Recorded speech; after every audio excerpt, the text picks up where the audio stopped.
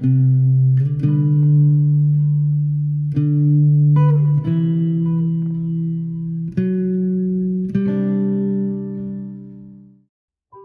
sejahtera bagi kita. Kita akan membaca firman Tuhan yang boleh menjadi perenungan kita, yang kita baca dari Lukas 24 ayat 36 sampai dengan ayat 49.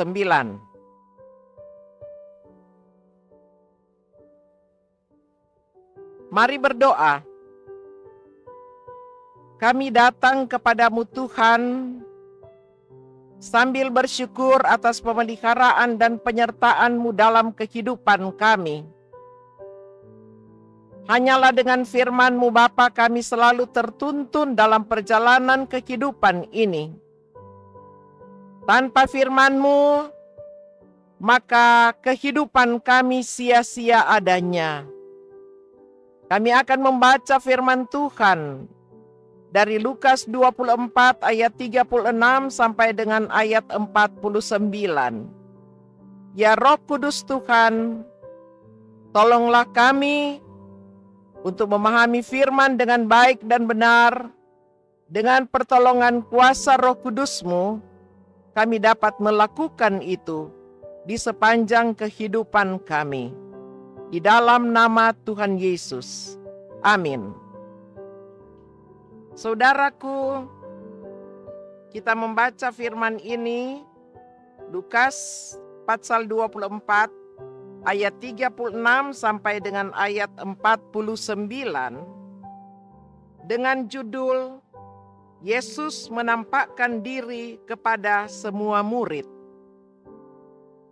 Dan sementara mereka bercakap-cakap tentang hal itu, Yesus tiba-tiba berdiri di tengah-tengah mereka dan berkata kepada mereka, "Salam sejahtera bagi kamu." Mereka terkejut dan takut dan menyangka bahwa mereka melihat hantu. Akan tetapi Ia berkata kepada mereka, "Mengapa kamu terkejut? Dan apa sebabnya timbul keraguan-raguan di dalam hatimu? Lihatlah tanganku dan kakiku. Aku sendirilah ini. Rabalah aku dan lihatlah, karena hantu tidak ada daging dan tulangnya, seperti yang kamu lihat ada padaku." Sambil berkata demikian, Ia memperhatikan tangan dan kakinya kepada mereka. Dan ketika mereka belum percaya karena girangnya dan masih heran, berkatalah Ia kepada mereka, "Adakah padamu makanan di sini?" Lalu mereka memberikan kepadanya sepotong ikan goreng. Ia mengambilnya dan memakannya di depan mata mereka. Ia berkata kepada mereka, "Inilah perkataanku yang telah kukatakan kepadamu ketika aku masih bersama-sama dengan kamu, yakni bahwa harus digenapi semua yang tertulis tentang aku dalam kitab Taurat Musa dan kitab nabi-nabi dan kitab Mazmur."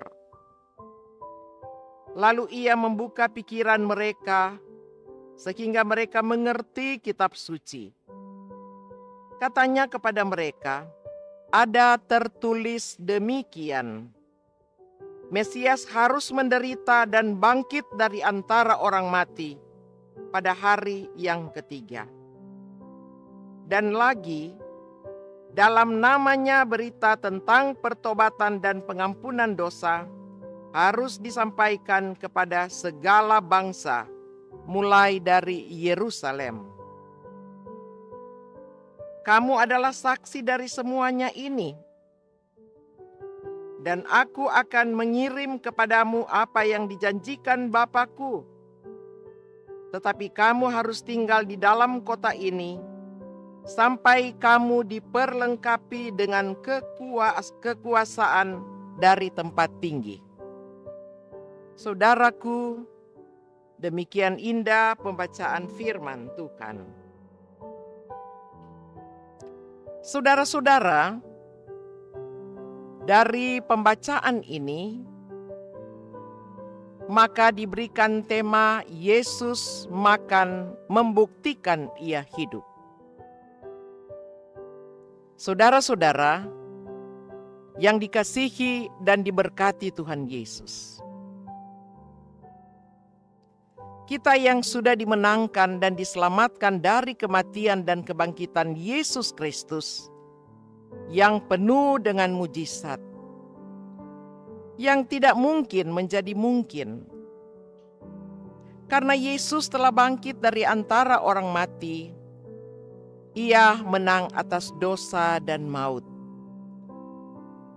Saudara, ini adalah peristiwa yang sungguh besar terjadi di tengah-tengah kehidupan para murid, bahkan menjadi kesaksian bagi dunia.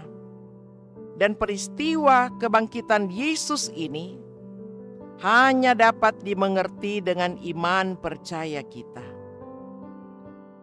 Kebangkitan Yesus Kristus adalah sejarah yang nyata. Saudaraku, bukti kebangkitan Yesus Kristus sudah disebarkan, tetapi masih saja menjadi keraguan bagi para murid Yesus. Dan Yesus sangat mengerti keberadaan murid-muridnya. Saat mereka sedang bercakap-cakap tentang peristiwa penderitaan, kematian dan kebangkitan Yesus yang mereka bicarakan secara diam-diam dalam sebuah ruang tertutup, sebab takut jangan diketahui orang banyak. Dan Yesus menampakkan diri kepada mereka sambil menyapa, "Damai sejahtera bagi kamu." Mereka terkejut dan takut, menyangka itu adalah hantu. Perhatikan ayat 39. Yesus berkata, "Inilah tanganku dan kakiku. Aku sendirilah ini. Raba dan lihatlah, karena hantu tidak ada daging dan tulangnya, seperti yang kamu lihat padaku." Untuk meyakinkan mereka, Yesus berkata, "Adakah makanan padamu?" Mereka memberikan sepotong ikan goreng, dan Yesus makan di depan muka mereka. Itu di ayat 41 sampai dengan ayat 43. Saudaraku, ini adalah bukti fisik Yesus bangkit, disaksikan oleh ke-11 muridnya. Sambil Yesus mengajak, "Sentuhlah aku." Yesus ingin mereka percaya bahwa ia benar-benar bangkit, bukan hanya hayalan saja. Saudaraku, ayat 44 sampai dengan ayat 47. Selanjutnya Yesus membuka pikiran para murid supaya mereka mengerti apa yang disampaikan di dalam kitab suci. Yesus katakan, penderitaan dan kematiannya sudah dinubuatkan dalam kitab suci, yakni Mesias harus menderita dan bangkit pada hari yang ketiga. Perkataan Yesus ini sendiri, dia bangkit, menjadi bukti sejarah yang nyata, yang jelas dinyatakan dalam kitab suci dan Alkitab. Karena kitab suci atau Alkitab itu adalah berita kebenaran yang menjadi pedoman kehidupan orang percaya. Saudara-saudara, tidak ada yang dapat diragukan. Justru semakin kita dikuatkan, kita juga dapat menguatkan supaya orang percaya tetap teguh dalam keyakinan imannya kepada Tuhan. Tuhan kita mati dan bangkit.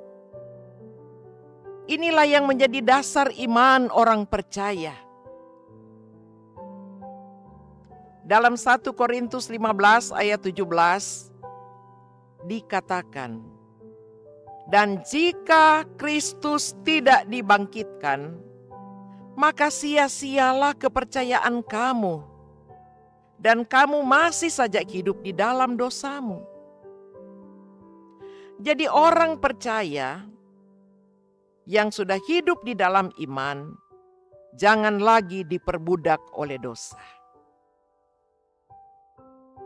Saudaraku, kalau kematian dan kebangkitan Yesus menjadi dasar iman orang percaya, maka Yesus mendorong agar supaya kita berakar, bertumbuh, dan berbuah di dalam iman. Semua tahu dalam Galatia 5 ayat 22 sampai dengan 23 yang adalah buah-buah iman atau buah-buah kasih. Yang hendaknya buah-buah iman atau buah-buah kasih ini akan terus mewujudkan kehidupan kita setiap hari. Kasih, sukacita, damai sejahtera, kesabaran, kemurahan, kebaikan, kesetiaan, kelemah lembutan, dan penguasaan diri. Saudara-saudaraku, kita perhatikan lagi ayat 47 sampai dengan ayat 49. Yang adalah merupakan berita pengutusan kepada murid-murid. Dan ini juga adalah berita pengutusan kepada kita semua. Sebagai orang yang percaya kepada Yesus. Dialah Tuhan dan Juru Selamat. Dialah Sang Pengampun dosa manusia dan dunia. Berita kebangkitan Yesus Kristus ini merupakan berita pertobatan dan pengampunan. Karena itu setiap orang yang telah merayakan peristiwa kebangkitan Yesus Kristus atau Paskah, kiranya itu benar-benar dihayati. Tidak pernah berubah dari keyakinan dan kepercayaan kita. Karena berita kebangkitan Kristus adalah juga berita yang diserukan sebagai berita pertobatan dan pengampunan. Setiap orang menyadari keberadaan hidupnya, bertobat dari segala dosa dan perbuatan-perbuatan yang tidak berkenan kepada Tuhan.